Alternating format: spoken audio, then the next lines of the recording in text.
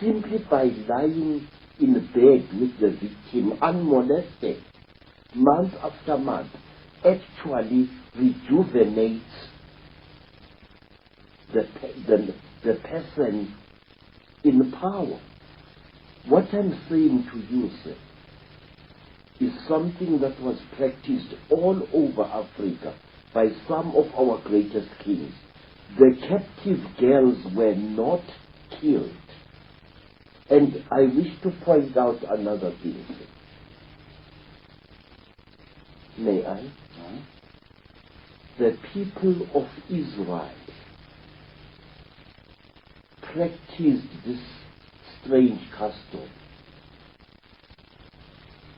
And King Constantine the Great, the Roman emperor, who lived for well over 80 years, used to practice this custom of sleeping side by side with young virgins whom he did not, however, mate with.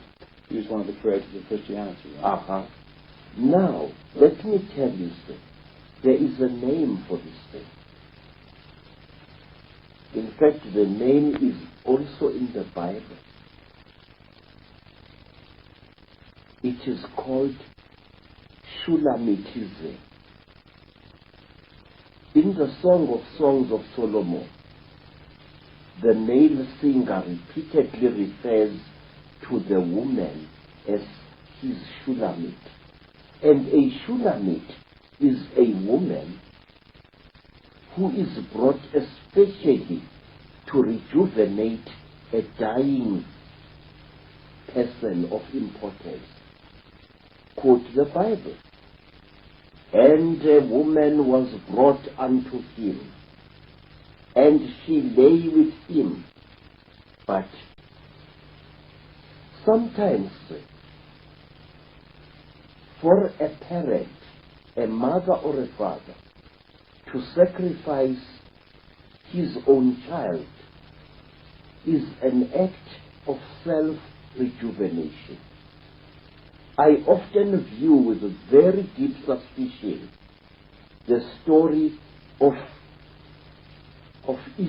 Jacob, of Isaac, whose father had been ordered by the Lord to sacrifice him.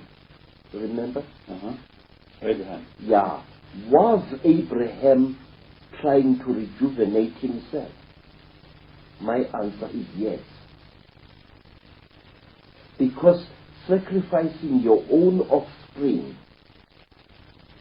releases forces within you which can actually make you young again. Now, sir, this is one of the reasons why child abuse is today so prevalent throughout the world. I have spoken many times to men who have raped their own daughters. I have spoken many times to women who have abused their own sons.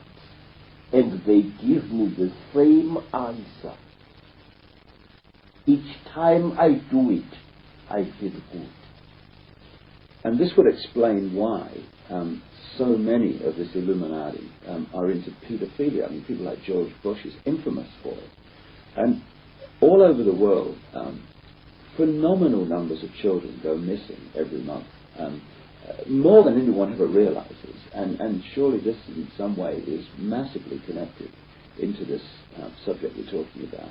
And presumably in Africa, the same phenomena of missing children goes on. Exactly, sir, yes. At our meeting last night, do you remember the white lady I pointed out to you, saying that this is a white lady who has a great story to tell? Her name is Madam Hannah Opperman.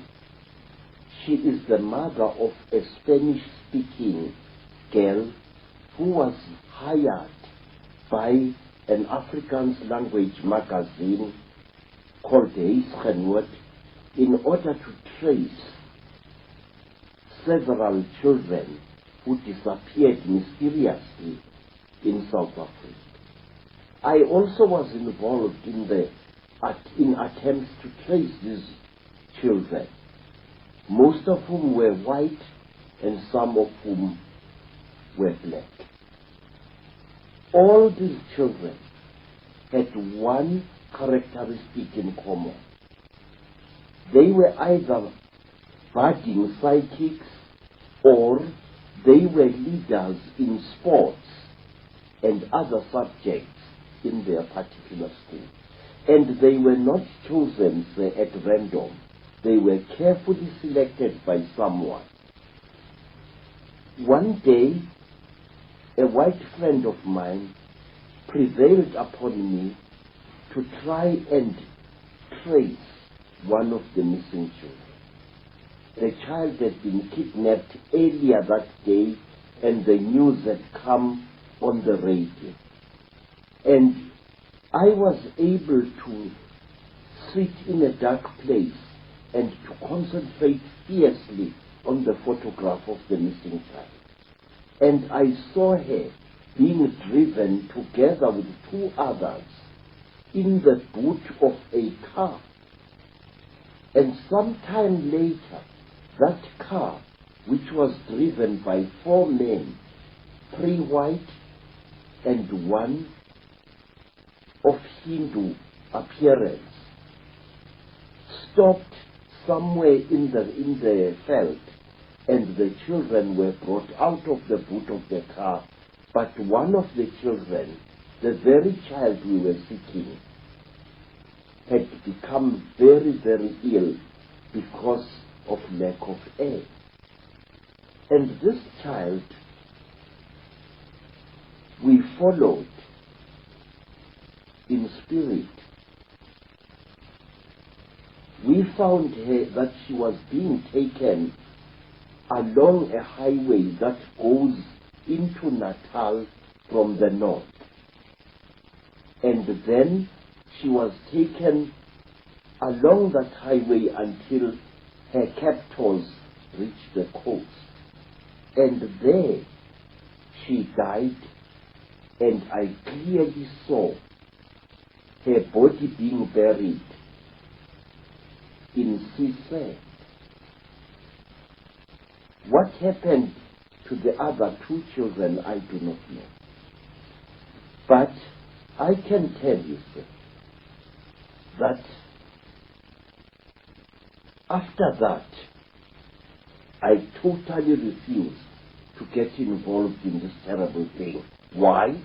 Because I had seen in visions the faces of the leaders of the satanic kidnapping of children.